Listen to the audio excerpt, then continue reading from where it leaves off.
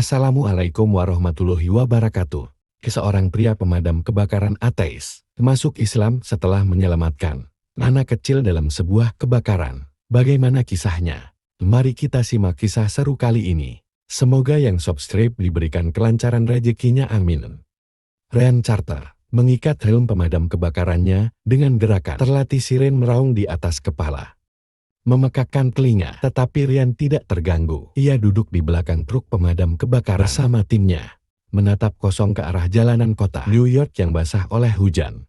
Suara radio komunikasi terus bergema memberitahu mereka tentang kebakaran besar di sebuah gudang tua di pinggiran kota. Baginya ini hanya hari biasa, kebakaran lain, misi lain di luar. Ryan adalah seorang pemadam kebakaran yang dikenal tak gentar menghadapi bahaya. Dalam komunitasnya, ia dianggap sebagai pahlawan, pria yang berani menerobos api tanpa ragu, menyelamatkan nyawa tanpa mengeluh. Tapi tidak ada yang tahu apa yang terjadi dalam dirinya. Ryan tidak merasa seperti seorang pahlawan. Setelah bertahun-tahun bertugas, menyaksikan kematian, kehancuran, dan kehilangan. Ada sesuatu yang hilang dalam dirinya. Kekosongan itu begitu besar, seperti bara yang terus membakar tanpa padam. Ketika truk berhenti di lokasi kebakaran, Ryan segera melompat turun. Gudang tua itu sudah setengah runtuh, dikelilingi oleh nyala api yang menyala terang di bawah langit malam. Ada 3 orang yang masih terjebak di dalam, teriak seseorang pria dari kerumunan. Ryan tidak berpikir panjang, ia menarik masker oksigennya, menyalakan senter, dan berlari masuk bersama rekannya Ju. Di dalam panasnya luar biasa, asap tebal membuat sulit bernafas. Ryan memimpin jalan, mengandalkan instingnya untuk menemukan jalan melalui reruntuhan. Mereka berhasil menemukan seorang wanita dan 2 anak kecil yang terjebak di sudut ruangan. Anak-anak itu menangis ketakutan, memeluk erat ibu mereka yang hampir pingsan. Dengan sigap Ryan menggendong salah satu anak dan memberi isyarat kepada Ju untuk membawa sisanya. Saat mereka keluar dari gedung yang mulai runtuh, suara siren ambulans menggema dan kerumunan bersorak saat Ryan menyerahkan itu kepada para medis. Namun bagi Ryan, momen itu tidak terasa seperti kemenangan. Di balik maskernya, ia hanya merasakan kelelahan yang menumpuk di dadanya. Dia menatap ibu dan anak-anak itu diangkut ke ambulans, merasa tidak bisa benar-benar memahami bagaimana perasaan mereka. Malam itu, setelah kebakaran berhasil dipadamkan, Ryan duduk di ruang istirahat stasiun pemadam kebakaran. Suara hujan di luar menambah keheningan yang mencekam di dalam ruangan. Rekan-rekannya sibuk bercanda dan berbicara. Tetapi Ryan hanya menatap secangkir kopi dingin di tangannya. Ju menyadari perubahan di wajahnya dan mendekatinya. "Kau baik-baik saja, Ryan?" tanyanya sambil menepuk pundaknya. Ryan mengangguk pelan. "Ia hanya lelah," jawabnya singkat. Meskipun sebenarnya ada yang lebih besar dari sekedar lelah yang ia rasakan. Dia memikirkan misi penyelamatan tadi, bukan tentang bahaya yang ia hadapi atau pujian yang ia dapatkan, tetapi ekspresi ketakutan di wajah anak-anak itu dan bagaimana mereka memeluk ibu mereka dengan penuh kepercayaan. Dia bertanya-tanya, apakah ia pernah merasakan hubungan seperti itu, hubungan dengan seseorang atau sesuatu yang lebih besar, yang bisa memberinya rasa aman di tengah kekacauan hidup. Di rumah keheningan semakin menyiksa. Ryan tinggal di sebuah apartemen kecil yang berantakan. Dindingnya dipenuhi foto-foto lama yang ia tidak pernah punya waktu untuk membereskannya. Di salah satu foto itu, ia melihat putrinya, Emily, saat masih kecil. Sekarang Emily tinggal bersama ibunya di luar kota. Setelah perceraian mereka 3 tahun lalu.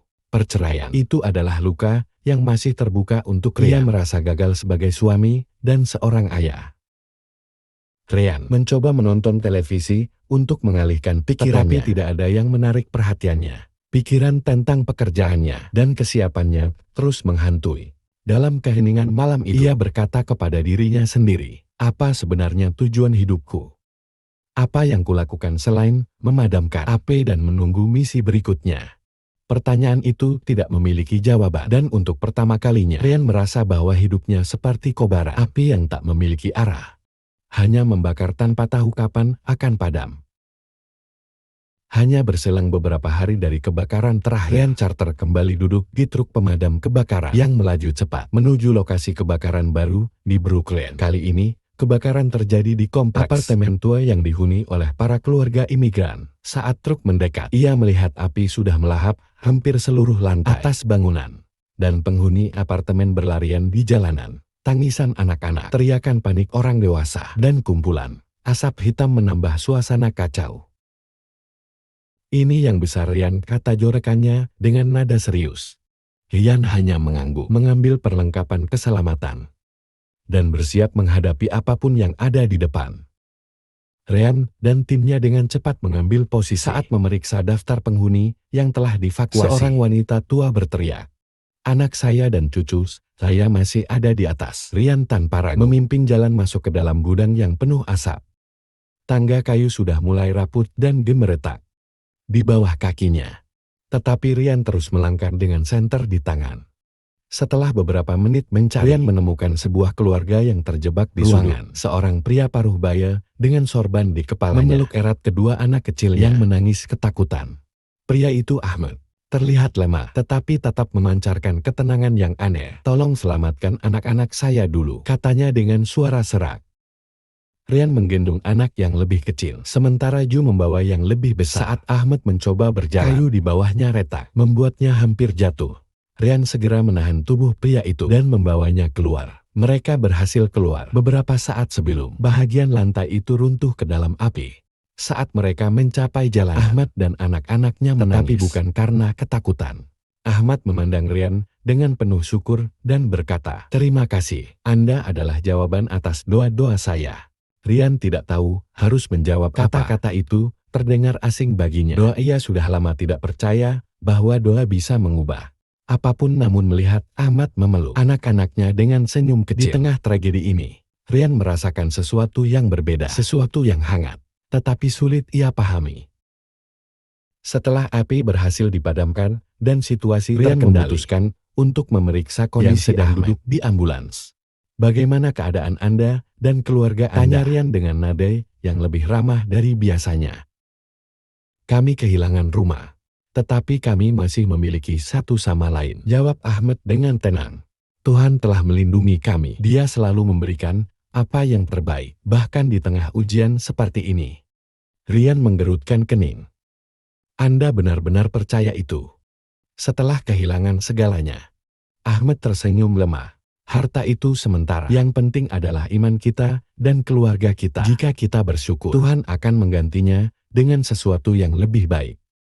Jawaban itu membuat Rian terdiam. Biasanya korban kebakaran akan menangis, mengutuk nasib buruk, atau menyalahkan siapapun yang bisa disalahkan. Tapi Ahmad berbeda.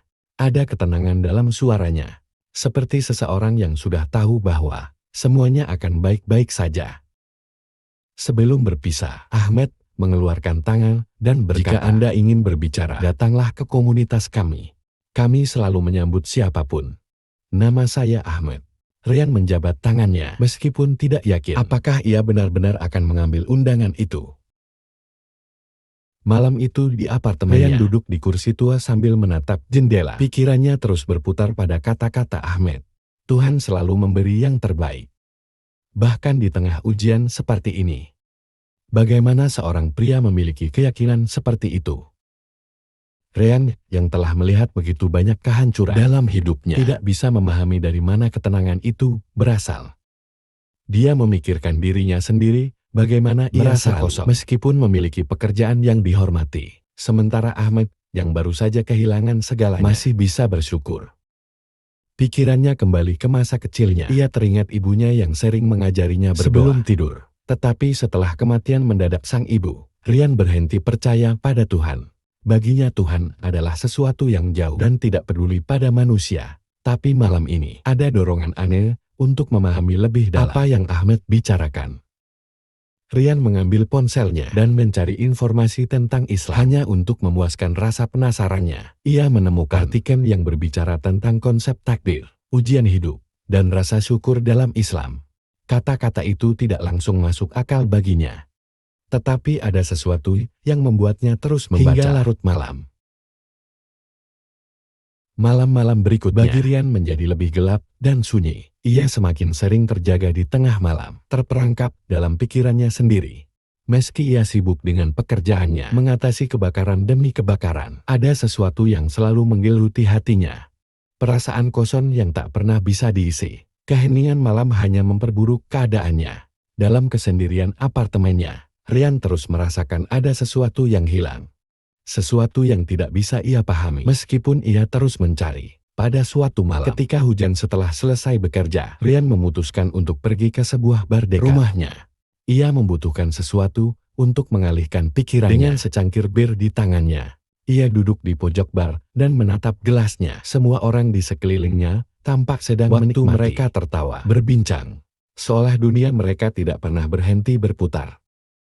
Namun bagi Rian, dunia terasa berat. Ia memikirkan pernikahannya yang gagal. Ia teringat betapa ia dan Sarah mantan istrinya terus-menerus bertengkar, saling menyalahkan satu sama lain. Ia mengingat perasaan terasing setelah ibunya meninggal mendadak. Ketika Rian masih berusia 18 tahun, ayahnya seorang veteran perang yang keras. Lebih banyak diam ketimbang bicara.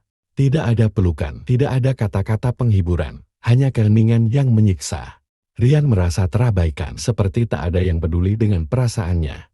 Ayahnya selalu mengajarkan tentang ketangguhan, bahwa pria tidak boleh menangis. Itu adalah dunia tempat Rian tumbuh, dunia di mana emosi adalah kelemahan. Tapi kehilangan ibunya adalah pukulan terbesar yang pernah ia alami. Ia merasa dibiarkan, tidak tahu bagaimana harus melanjutkan hidup tanpa orang yang selalu memberikan kasih sayang yang tulus. Sejak saat itu Rian merasa jauh dari Tuhan.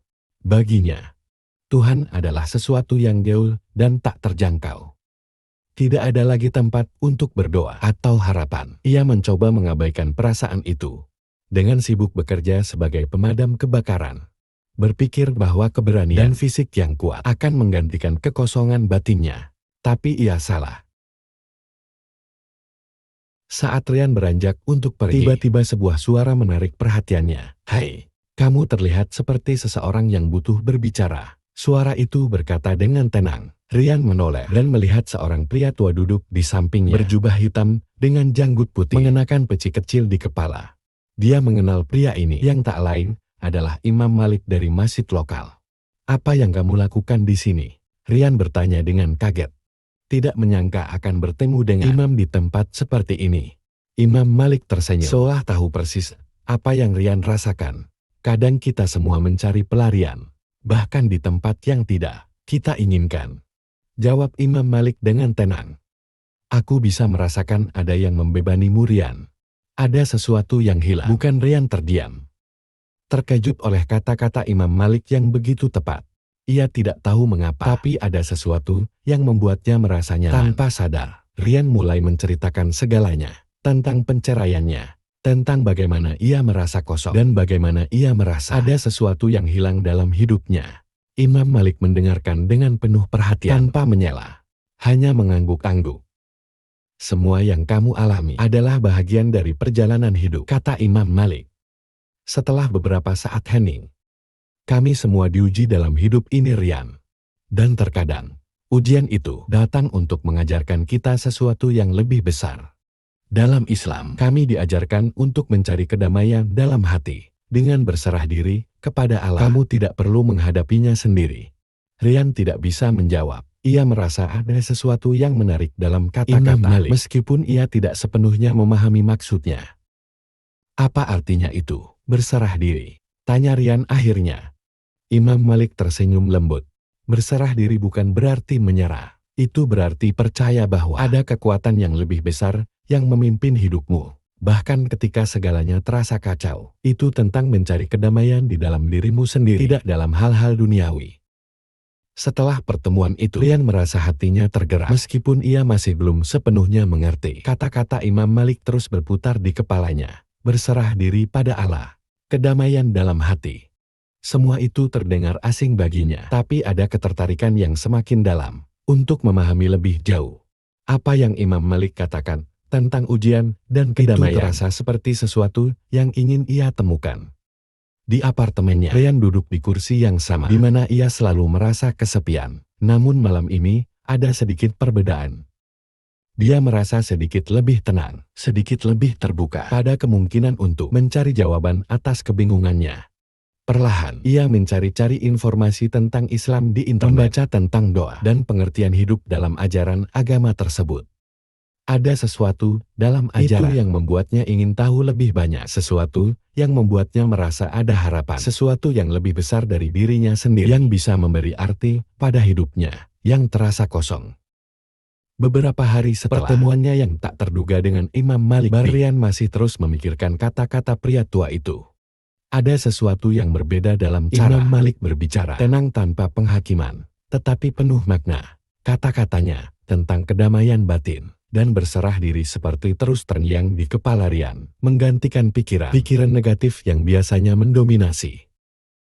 Rian akhirnya memutuskan untuk menerima undangan yang diberikan beberapa minggu lalu.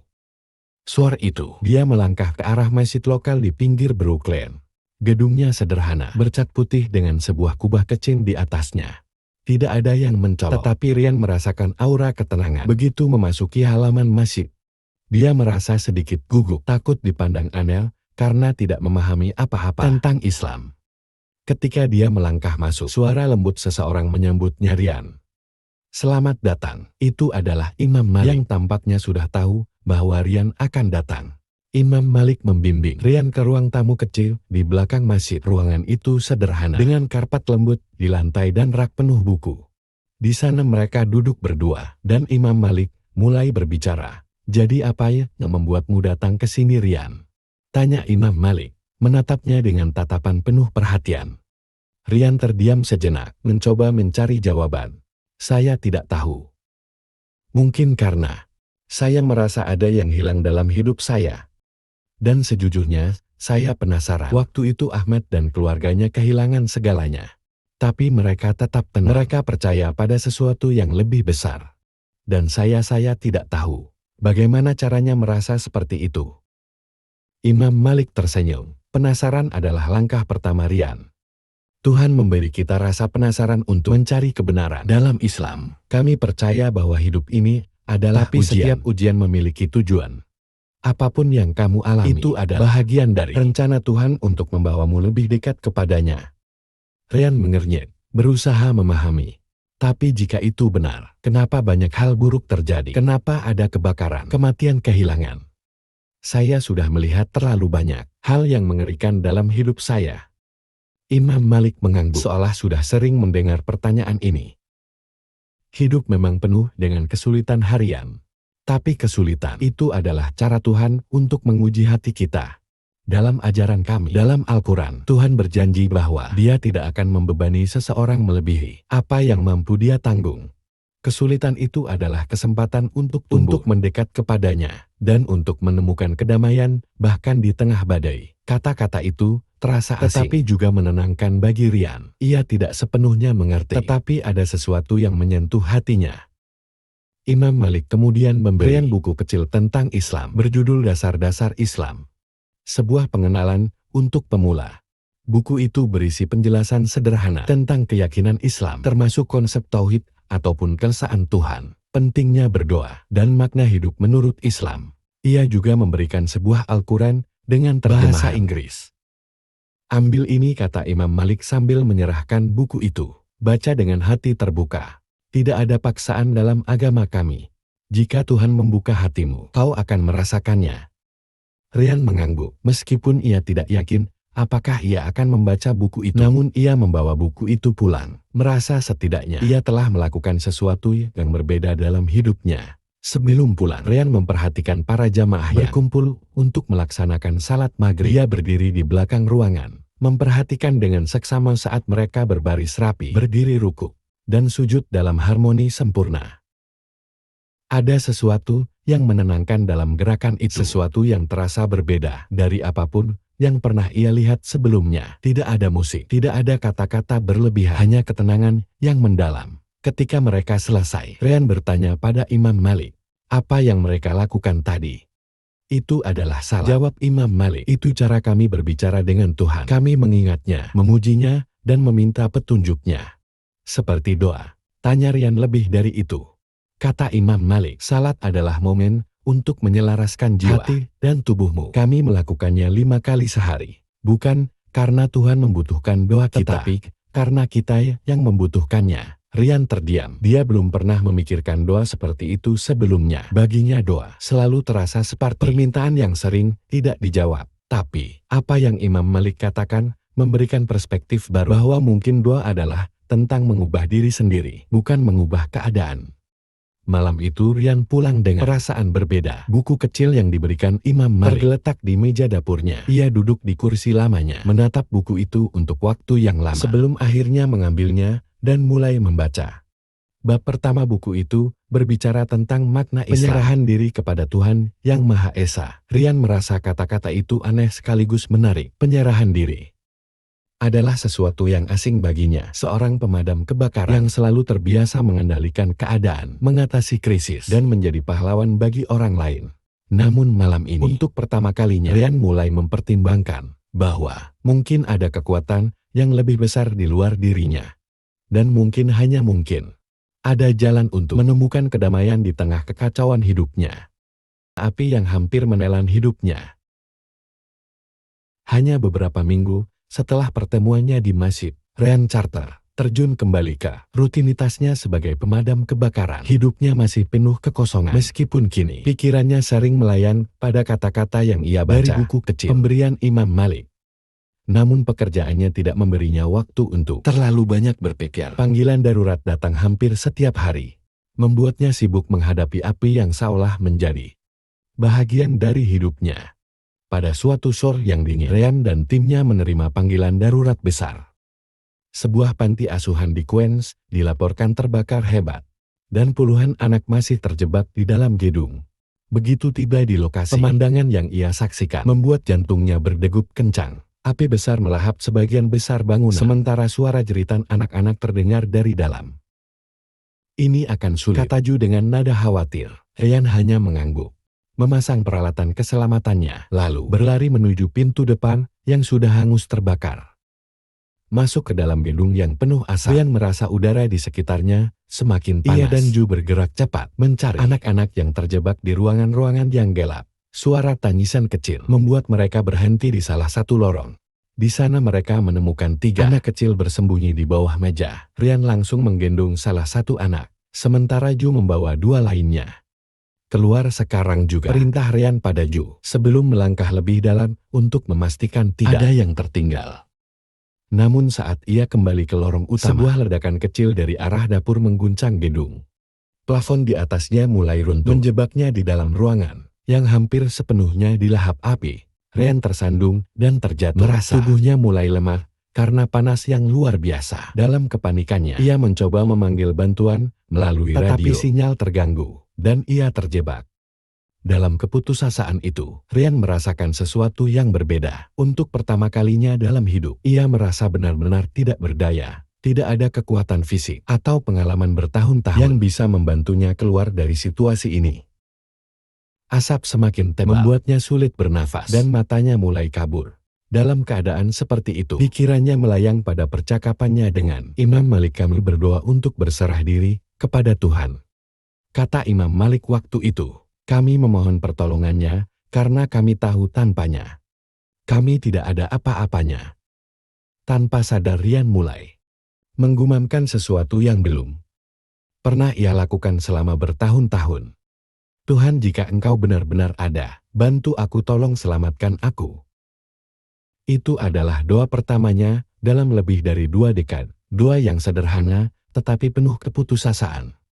Saat kesadarannya hampir hilang, Rian mendengar suara-suara samar. "Rian, di mana kau?" Itu adalah Ju dan beberapa anggota tim yang masuk untuk mencarinya. Dengan sisa tenaga, Rian mengetuk logam di dekatnya untuk memberi tanda. Tidak lama kemudian, ia merasakan tangan yang kuat menariknya keluar dari reruntuhan.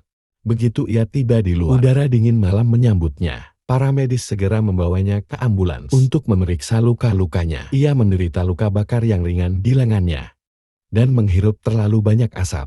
Tetapi ia selamat. Namun lebih dari sekitar tubuhnya yang selamat. Rian merasa ada sesuatu di dalam dirinya yang berubah. Malam itu, saat ia duduk di dalam ambulans, menghirup oksigen, ia mengingat doanya. Ia tidak bisa menjelaskan perasaan yang ia rasakan. Entah bagaimana ia merasa bahwa Tuhan benar-benar mendengar permohonannya. Itu adalah pengalaman spiritual yang tidak pernah ia bayangkan sebelumnya.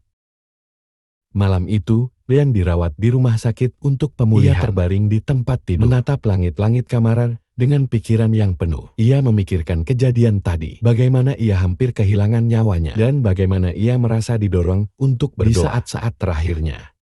Kebetulan, pikirnya, Tapi semakin ia mencoba menyangkal, semakin kuat perasaan itu. Ia teringat apa yang Imam Malik katakan tentang ujian hidup. Mungkin ini adalah salah satu ujian itu. Kumannya pada diri sendiri. Di meja samping tempat tidurnya ada buku kecil tentang Islam yang ia bawa beberapa minggu lalu. Dengan perlahan, Ryan meraihnya dan mulai membacanya kembali. Kali ini, dengan lebih dalam, ia mulai memahami konsep berserah diri kepada Tuhan, konsep takdir, dan bagaimana ujian adalah bahagian rencana yang lebih besar. Beberapa hari kemudian, saat Ryan masih berada di rumah sakit, Ahmed datang menjenguknya. Ahmed membawa sebuah bingkisan kecil Al-Quran baru dengan penanda dari salah satu ayat favoritnya. Aku mendengar apa yang terjadi padamu, kata Ahmed. Aku tidak tahu apakah ini menjadi apa-apa bagimu. Tapi aku percaya bahwa Tuhan tidak pernah meninggalkan hambanya. Kau masih di sini karena Dia punya rencana untukmu. Ryan tidak menjawab, tapi kata-kata Ahmad menggema di hatinya. Saat Ahmad pergi, Ryan membuka Al-Quran itu dan membaca ayat yang telah ditandai. Maka sesungguhnya bersama kesulitan ada kemudahan. Al-Quran Surah Al-Isra ayat 6. Untuk pertama kalinya, Ryan merasa bahwa mungkin saja ada sesuatu yang lebih besar dari dirinya yang mengatur hidup ini. Dan mungkin itulah yang selama ini ia cari. Ryan Carter terbangun pagi itu di apartemennya dengan rasa lelah yang aneh. Pemulihannya dari insiden kebakaran di panti secara asuhan fisik berjalan baik, tetapi pikirannya terus fokus pada peristiwa di hari itu. Kata-kata Ahmed dan doa pertamanya yang spontan terus bergema di benaknya. Di dalam dirinya, Ryan tahu bahwa ia membutuhkan lebih dari sekedar istirahat untuk merasa utuh kembali. Setelah beberapa hari merenung, Ryan memutuskan untuk menerima tawaran Ahmad yang diberikan saat kunjungannya di rumah sakit. Datang ke komunitas muslim, tempat Ahmad sering berkumpul. Ryan merasa ini mungkin dapat memahami sesuatu yang selama ini ia abaikan. Sesuatu yang bisa menjawab kegelisahan yang terus menghantuinya. Ahmad menyambut Ryan dengan senyuman hangat ketika ia tiba di sebuah aula kecil yang sederhana namun penuh kehidupan. Tempat itu adalah ruangan serbaguna yang digunakan oleh komunitas muslim untuk berbagai kegiatan, mulai dari diskusi, doa bersama, hingga acara amal. Di sana Ryan bertemu dengan pria dan wanita dari berbagai latar belakang, dokter, pedagang, bahkan sopir taksi. Semuanya menyapa Ryan dengan ramah, tanpa rasa canggung atau kecurigaan. Selamat datang Ryan, kata Ahmad sambil menepuk pundaknya. Kita di sini semua seperti keluarga, tidak peduli siapa kamu atau dari mana asalmu. Pintu kami selalu terbuka. Ryan yang biasanya merasa canggung di lingkungan baru, justru merasa diterima di tempat ini. Dia melihat anak-anak berlarian dengan ceria, para wanita sibuk menyiapkan makanan, dan para pria duduk bersama dalam diskusi hangat. Ada sesuatu yang berbeda tentang tempat ini, sesuatu yang membuatnya merasa damai. Setelah acara selesai, Ahmad dan Ryan duduk di sudut ruangan sambil menikmati secangkir teh hangat. Ryan yang selama ini hanya mendengar sedikit tentang Ahmad akhirnya memberanikan diri untuk bertanya. Ahmad, aku ingin tahu, bagaimana kamu bisa begitu tenang saat kehilangan rumahmu? Bagaimana kamu bisa terus percaya pada setelah semua itu terjadi? Ahmad mengangguk pelan, seolah sudah siap dengan pertanyaan itu. Itu bukan sesuatu yang terjadi begitu saja. Perjalananku menuju keimanan juga penuh dengan ujian seperti hidupmu. Ahmad lalu mulai bercerita tentang kehidupannya di masa lalu. Ia adalah seorang imigran dari Suriah datang ke Amerika bersama keluarganya setelah melarikan diri dari perang di negaranya. Ia kehilangan banyak hal, rumah, pekerjaan, bahkan anggota keluarganya yang tewas dalam serangan. Saat itu, Ahmad mengaku bahwa ia juga sempat kehilangan imannya. Aku bertanya-tanya, jika Tuhan itu ada, mengapa Dia membiarkan ini semua terjadi? Mengapa aku harus kehilangan orang yang aku cintai? Namun dalam kesulitannya, Ahmad menemukan kekuatan dalam Islam. Ia mulai membaca Al-Quran dengan pemahaman baru, merenungi ayat-ayat yang menjelaskan bahwa ujian hidup adalah cara Tuhan membentuk manusia. Ia menyadari bahwa Tuhan tidak meninggalkannya, tetapi justru memberi kesempatan untuk memperkuat imannya. Ujian adalah tanda bahwa Tuhan mencintai kita, kata Ahmad. Melalui ujian, kita belajar berserah diri, menjadi lebih kuat dan lebih bersyukur. Ryan mendengarkan cerita Ahmad dengan penuh perhatian. Ia merasa ada kemiripan dalam perjalanan mereka. Kehilangan Ahmad mungkin lebih besar, tetapi ia menghadapi rasa sakit itu dengan cara yang berbeda. dengan menerima, bukan melawan. Jadi kata Rian Pelan, percaya kepada Tuhan bukan berarti segalanya akan jadi lebih mudah. Tapi itu berarti kita bisa melewati apapun yang terjadi, ya? Ahmad tersenyum. Benar sekali Rian. Hidup tak akan selalu mudah. Tapi dengan percaya padanya, kita tidak akan pernah sendirian. Malam itu, Rian merasa seperti telah menemukan sesuatu yang ia cari selama ini. Harapan untuk pertama kalinya. Ia merasa bahwa mungkin hidupnya tidak sepenuhnya kosong. Dan ia pulang dengan hati yang lebih ringan. Membawa cerita Ahmad sebagai pengingat bahwa ada cara lain untuk menghadapi kesulitan hidup. Di rumah Rian, membuka Al-Quran yang diberikan dan mulai membaca dengan lebih serius. Setiap kali ia menemukan ayat yang berbicara tentang kesabaran atau pengampunan, ia merasa ayat-ayat itu seperti berbicara langsung padanya. Ia mulai menuliskan ayat-ayat itu di sebuah buku catatan kecil, mencoba merenungkannya setiap malam. Rian juga mulai mencoba sesuatu yang baru. Doa meskipun ia belum tahu bagaimana cara berdoa. Dalam Islam, ia mulai berbicara kepada Tuhan dengan caranya sendiri. Jika engkau benar-benar ada, tunjukkan aku jalanmu, katanya dalam doa sederhana pada suatu ketika. Beberapa minggu berikutnya, Rian semakin sering mengunjungi komunitas Ahmad. Ia bergabung dalam diskusi-diskusi kecil tentang Islam, mendengarkan cerita-cerita para anggota komunitas, dan belajar lebih banyak tentang keimanan mereka. Di setiap pertemuan, ia merasa semakin dekat dengan jawaban yang ia cari. Rian bahkan mulai mencoba sholat bersama Ahmad. Meskipun gerakan bacaannya masih terasa asing baginya, salah satu momen yang paling menyentuh Rian terjadi saat ia ikut dalam acara amal komunitas itu.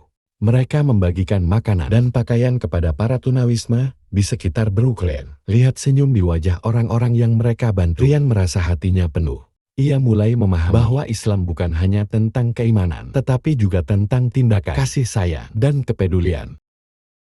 Rian karakter merasa kehidupannya mulai berubah sedikit demi kunjungannya yang semakin sering ke komunitas muslim di Brooklyn. Diskusi-diskusinya dengan Ahmad dan Imam Malik, serta waktu yang ia habiskan untuk membaca Al-Quran, membuatnya merasa lebih tenang dibandingkan sebelumnya. Namun di balik perubahan itu, Rian masih menghadapi keraguan. Ia belum sepenuhnya yakin bahwa adalah jalan hidup yang tepat baginya.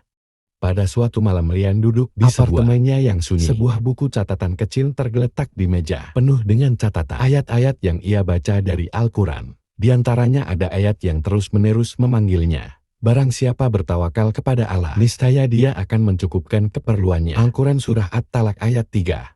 Rian membacanya berulang kali, mencoba memahami artinya. Ia tahu apa itu tawakal, kepercayaan pada Tuhan. Tetapi apakah ia benar-benar bisa melakukannya? Selama ini, ia selalu merasa harus memikul segalanya sendiri. Gagasan bahwa ada kekuatan yang lebih besar yang mengatur hidup terasa menenangkan, tetapi juga sulit diterima. Di tengah pencarian spiritualnya, Rian kembali ke rutinitasnya sebagai pemadam kebakaran. Ia merasa ada sesuatu yang berbeda dalam dirinya. Jika dulu setiap misi terasa seperti beban, kini ia mulai melihat pekerjaannya sebagai bentuk pelayanan. Namun tidak semua orang di timnya memahami perubahan itu. Sahabat dan rekannya selama bertahun-tahun mulai memperhatikan perubahan pada Rian. Kau semakin banyak bicara soal Tuhan dan agama akhir-akhir ini, kata Ju suatu hari di ruang istirahat.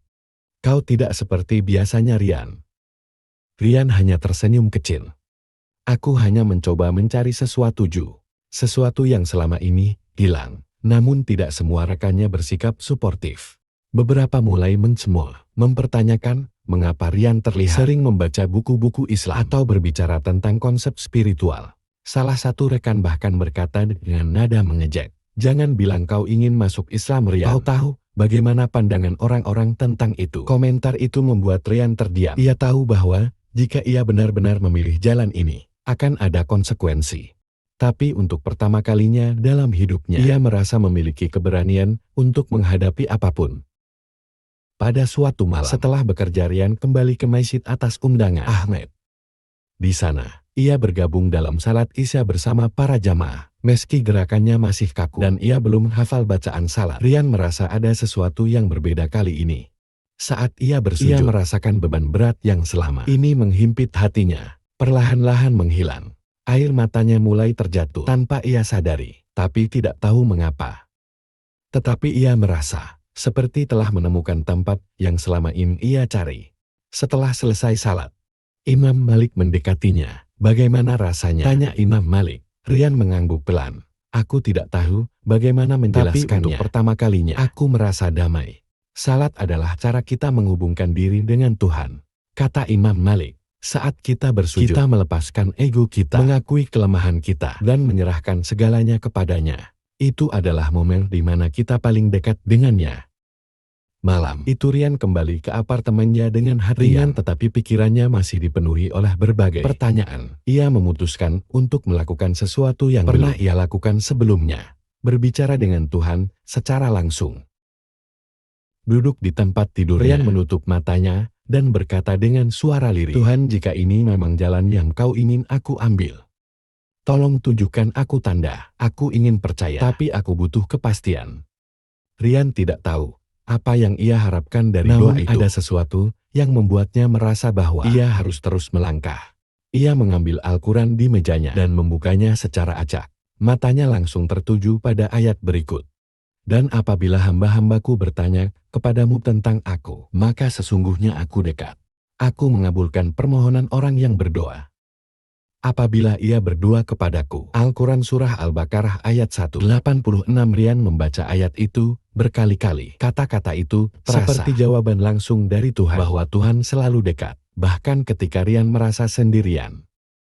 Beberapa hari kemudian, Norayan duduk bersama Ahmed di sebuah kafe kecil di Brooklyn. Ia menceritakan pengalamannya selama beberapa minggu terakhir, termasuk doa yang ia panjatkan dan ayat yang ia temukan. Apakah itu tanda? Tanya Rian dengan nada ragu. Ahmed tersenyum riang. Tuhan selalu berbicara kepada kita dengan caranya sendiri. Kadang melalui ayat-ayat, kadang melalui peristiwa dalam hidup kita. Jika hatimu merasa bahwa itu adalah tanda, maka mungkin itu memang jawaban yang kau cari. Tapi aku masih ragu, kata Rian. Bagaimana jika aku membuat keputusan yang salah? Ahmad menepuk pundaknya dengan lembut. Tidak ada yang salah dalam mencari kebenaran, Rian. Islam bukan hanya tentang mengambil keputusan besar. Itu tentang perjalananmu menuju Tuhan, langkah demi langkah. Jangan merasa terburu-buru, Tuhan tahu apa yang ada di hatimu. Malam itu, Rian kembali merasa lebih yakin. Ia mulai menyadari bahwa mungkin Islam adalah jalan yang benar untuknya. Meskipun ia belum sepenuhnya mengambil langkah besar, ia merasa bahwa hatinya semakin terbuka. Kata-kata Ahmed dan pengalaman-pengalaman kecil yang ia alami memberi keyakinan bahwa perjalanan ini adalah bahagia dari rencana Tuhan. Rian mulai membangun rutinitas baru, membaca Al-Quran setiap malam, mencoba salat, dan merenungkan tujuan hidupnya. Ia tahu bahwa perjalanan ini belum selesai. Untuk pertama kalinya, ia merasa bahwa ia berada di jalan yang benar. Hari-hari Rian Charter berjalan dengan lebih damai, tetapi ia tahu bahwa pencariannya belum selesai. Ia merasa bahwa hatinya mulai menerima ajaran Islam, tetapi perjalanan itu tidak mudah. Di balik ketenangan yang ia rasakan dalam salat dan bacaan Al-Quran, ada tantangan yang terus menghampirinya. Sebagai seorang pemadam kebakaran yang dikenal teguh dan tidak pernah menunjukkan sisi lemahnya, perubahan dalam dirinya mulai menarik perhatian rekan-rekannya. Di stasiun pemadam kebakaran, perubahan Rian tidak bisa luput dari perhatian. Ia yang dulunya sering bergabung dalam obrolan ringan atau bercanda dengan rekan-rekan, kini lebih sering terlihat membaca atau merenung sendirian. Ju, sahabat sekaligus rekannya, mulai mengkhawatirkan perubahan itu. Rian, kau baik-baik saja? Tanya Ju saat mereka sedang duduk di ruang istirahat. Rian mengangguk. Aku baik, Jo. Mungkin lebih baik dari sebelumnya. Tapi kau berbeda. Kau tidak seperti dirimu yang dulu. Apa ini karena semua waktu yang kau habiskan di masjid itu? Rian terdiam sejenak. Ia tidak tahu bagaimana menjelaskan kepada terdengar aneh. Aku hanya mencari sesuatu yang lebih besar, Jo. Sesuatu yang bisa memberiku kedamaian. Jo menghela nafas, mencoba memahami. Aku hanya ingin memastikan kau tidak tersesat, Rian. Kau tahu bagaimana orang-orang memandang tempat Islam ini. Jangan sampai kau membuat hidupmu lebih sulit. Komentar itu mengguncang Rian. Ia tahu bahwa jika ia benar-benar memutuskan untuk menjadi seorang muslim, ia mungkin akan menghadapi stigma dan prasangka. Tetapi apakah ia harus mengorbankan kedamaian yang baru saja ia temukan demi pandangan orang lain? Di tengah keraguan itu Rian dihantui oleh kenangan masa lalunya, hubungannya yang buruk dengan ayahnya, dan merasa bersalah karena tidak pernah menjadi ayah yang baik bagi putrinya Emily. Perceraian dengan Sarah membuatnya merasa seperti seorang pecundang. Bagaimana mungkin ia bisa berbicara tentang kedamaian dan pengampunan jika ia sendiri belum mampu berdamai dengan masa lalunya? Pada suatu malam Rian duduk dengan Al-Quran di tangannya, membuka halaman secara acak, berharap menemukan petunjuk. Matanya tertuju pada ayat. Dan kami wajibkan manusia berbuat baik kepada kedua orang tuanya. Ibunya telah mengandungnya dalam keadaan lemah yang bertambah-tambah dan menyapihnya dalam 2 tahun.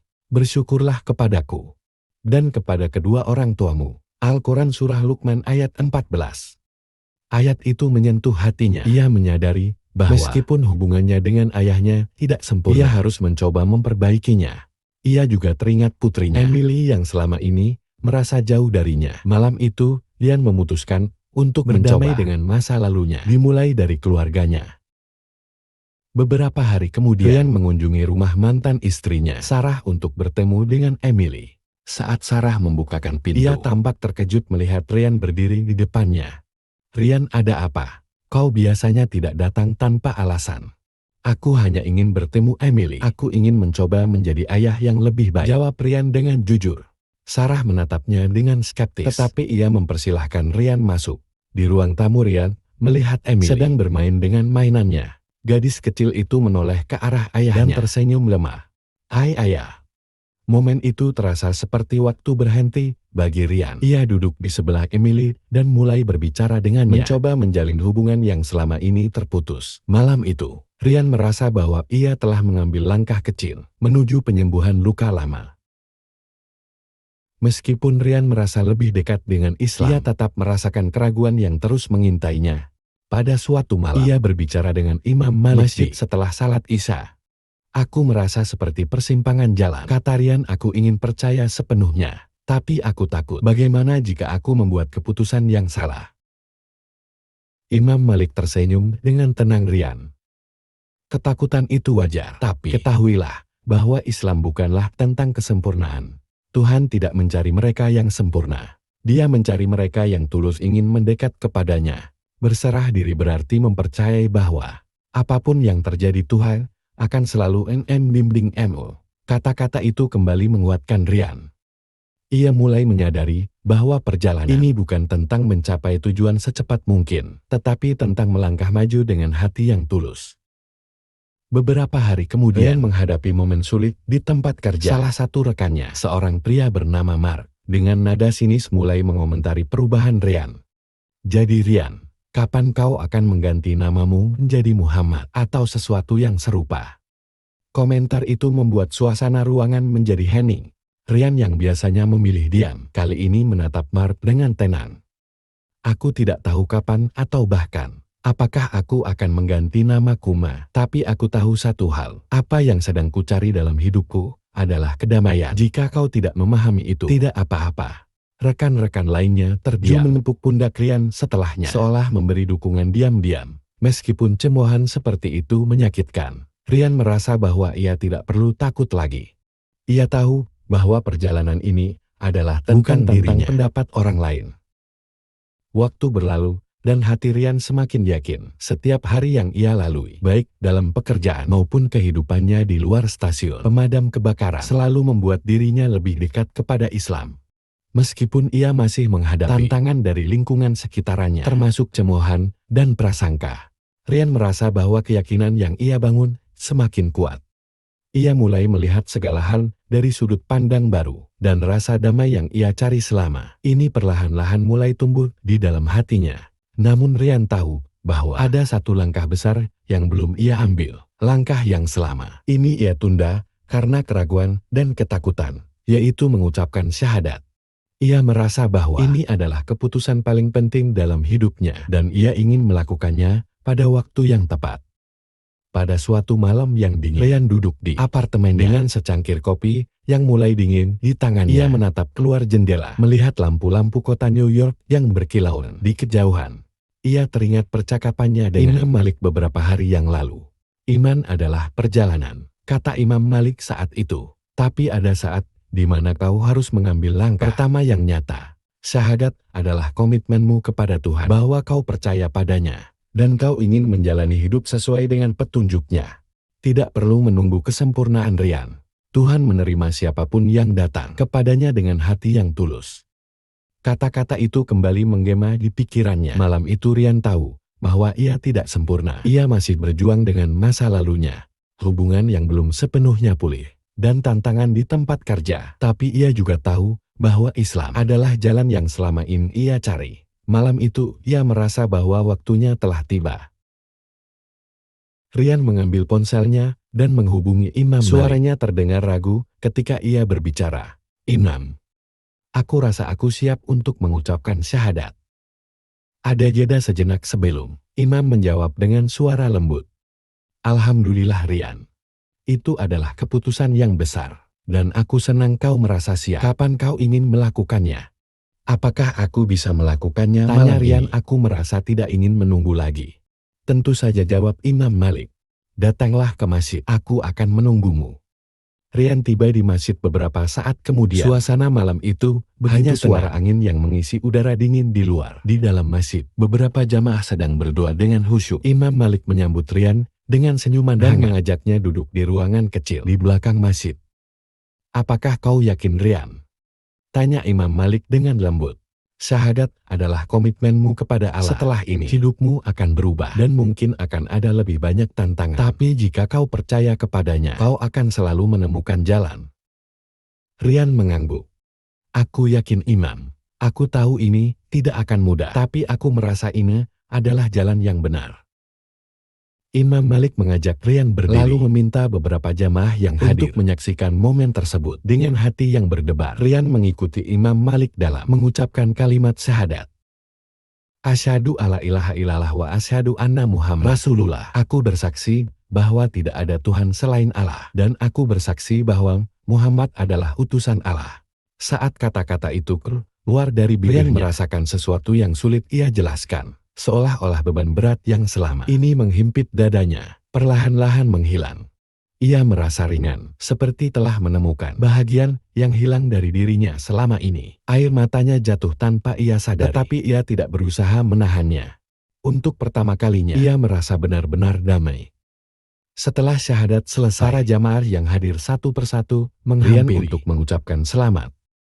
Ahmed, yang juga hadir malam itu, Rian dengan penuh kehangatan. "Selamat datang saudara. Hari ini adalah awal perjalanan barumu."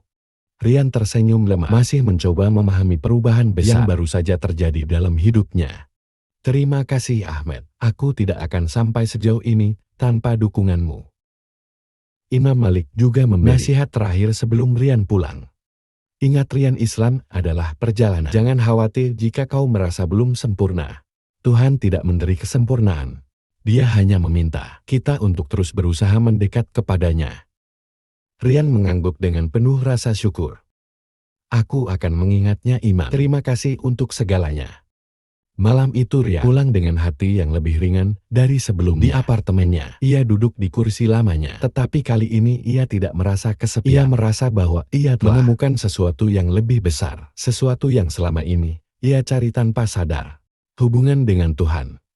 Sebelum tidur, Rian mencoba melakukan salat Isya untuk pertama kalinya sebagai seorang muslim. Meski gerakannya masih kaku dan bacaannya belum sempurna, ia merasa bahwa Tuhan menerima setiap usahanya dengan penuh kasih. Malam itu Rian tidur dengan senyuman di wajahnya. Untuk pertama kalinya dalam hidup, yang merasa damai bukan karena apa yang ia padamkan, tetapi karena cahaya yang kini menyala di hatinya. Beberapa minggu telah berlalu sejak Rian mengucapkan syahadat. Hidupnya perlahan berubah meskipun tantangan tetap ada di setiap sudut. Sebagai seorang pemadam kebakaran, ia masih menghadapi situasi berbahaya yang menguji keberaniannya, tetapi kali ini ia merasa ada sesuatu yang memberinya kekuatan untuk melangkah maju. Rian mulai merasakan bahwa pekerjaannya bukan hanya tentang memadamkan tetapi juga menjadi lentera harapan bagi mereka yang sedang menghadapi kegelapan. Suatu pagi yang cerah, alarm darurat di stasiun pemadam kebakaran berbunyi. Sebuah kebakaran besar terjadi di sebuah gedung perkantoran di Manhattan. Laporan awal menyebutkan beberapa orang masih terjebak di dalam. Rian dan timnya segera bersiap menaiki truk pemadam. dengan fokus penuh pada tugas mereka. Begitu tiba di lokasi, api sudah melahap sebagian besar lantai di atas gedung. Rian memimpin timnya untuk menyelamatkan para korban. Di dalam gedung yang penuh asap, mereka menemukan seseorang wanita yang terjebak di bawah reruntuhan. Saat Rian membantu mengangkat reruntuhan itu, wanita itu berbisik dengan panik. "Apakah kita akan mati?" Rian tersenyum dengan lembut. "Meskipun keadaannya genting, kita tidak akan mati. Tetap tenang, aku di sini untuk membantumu keluar." Wanita itu menangis. Tetapi Rian terus meyakinkannya. Dalam momen itu, Rian merasakan bahwa kata-katanya bukan hanya menenangkan wanita itu, tapi juga cerminan dari keyakinannya sendiri bahwa ia tidak pernah sendirian karena Tuhan selalu bersamanya.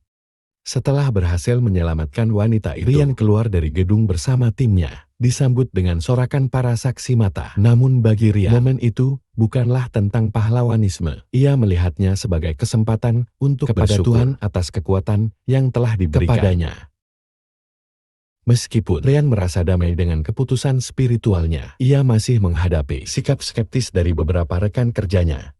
Mark, salah satu pemadam kebakaran senior, mencoba dan terus mensemur kepercayaannya. "Jadi bagaimana rasanya menjadi muslim sekarang, Rian? Apakah kau sudah hafal semua doa itu?" Rian menghela nafas, tapi kali ini ia tidak terprovokasi. "Aku masih belajar, Mark. Sama seperti kita belajar menghadapi api. Aku tahu ini tidak mudah, tapi aku yakin ini benar untukku." Ju yang sebelumnya ragu dengan keputusan Rian mulai menunjukkan dukungan. "Aku tidak paham soal kepercayaanmu, Rian, tapi aku bisa melihat kau lebih damai sekarang. Aku hanya ingin kau tahu, aku mendukungmu." Komentar itu membuat Rian tersenyum. Ia menyadari bahwa meskipun ada tantangan, ia tidak perlu membuktikan dirinya kepada siapapun. Keimanannya adalah perjalanan pribadinya. Dan ia bersyukur atas dukungan kecil yang ia terima. Rian semakin terlibat dalam kegiatan komunitas muslim. Ia mulai menghadiri kajian rutin, belajar, membaca dan mendalami ajaran Islam. Setiap langkah kecil yang ia ambil memberinya rasa kepuasan yang luar biasa. Ia juga mulai berkontribusi dalam kegiatan amal, seperti membagikan makanan kepada betina wisma atau membantu mengorganisasi acara di masjid. Dalam salah satu acara, Ahmad mendekatinya. "Kau tahu, Rian, kau telah menjadi inspirasi bagi banyak komunitas ini. Kisahmu mengingatkan kami semua bahwa hidayah bisa datang kepada siapa saja." Rian terkejut mendengar itu. "Aku hanya seseorang yang mencoba memperbaiki hidupku, Ahmad. Aku belum melakukan apa-apa yang istimewa." Ahmad tersenyum. "Kau tidak perlu melakukan hal besar untuk menginspirasi. Perbuatan kecil dalam dirimu sudah bisa menunjukkan bahwa ada harapan bagi siapapun." Rian juga terus berusaha memperbaiki hubungan dengan keluarganya. Ia menghabiskan lebih banyak waktu dengan putrinya. Emily membangun kembali kepercayaan yang hilang selama bertahun-tahun. Suatu hari Emily bertanya kepadanya, "Ayah, kenapa sekarang ayah terlihat lebih bahagia?" Rian tersenyum dan menjawab, "Karena ayah menemukan sesuatu yang membuat ayah merasa damai." Ayah belajar bahwa hidup ini lebih besar daripada kita sendiri. Dan kita tidak harus menghadapi semuanya sendirian. Sarah, mantan istrinya, juga mulai melihat perubahan dalam diri Rian. Ia mengakui bahwa Rian telah menjadi pria yang lebih sabar dan penuh kasih. "Aku tidak tahu apa yang terjadi padamu, Rian, tapi aku senang melihatmu seperti ini," katanya pada suatu hari. Di akhir cerita, Rian berdiri di balkon oleh apartemennya, menatap langit malam yang cerah. Ia merenungkan perjalanan panjang yang telah ia lalui. Dari seorang pria yang hampa dan kehilangan menjadi arah, seorang yang menemukan kedamaian dalam keimanan. Ia tahu bahwa perjalanan ini masih panjang. Ia tidak takut lagi. Ia merasa bahwa selama ini ia tetap berserah diri kepada Tuhan, ia akan selalu menemukan jalan. Esok harinya, Rian kembali ke stasiun pemadam kebakaran, siap menghadapi tugas berikutnya. Ketika alarm darurat berbunyi, ia mengenakan perlengkapannya dan melangkah maju dengan keyakinan. Baru kali ini ia tahu bahwa apapun yang terjadi, ia tidak hanya memadamkan api, tetapi juga membawa cahaya harapan bagi dirinya dan orang-orang di sekitarnya. Dan itulah cerita tentang Rian, pemadam kebakaran yang masuk Islam. Terima kasih sudah menonton. Assalamualaikum warahmatullahi wabarakatuh.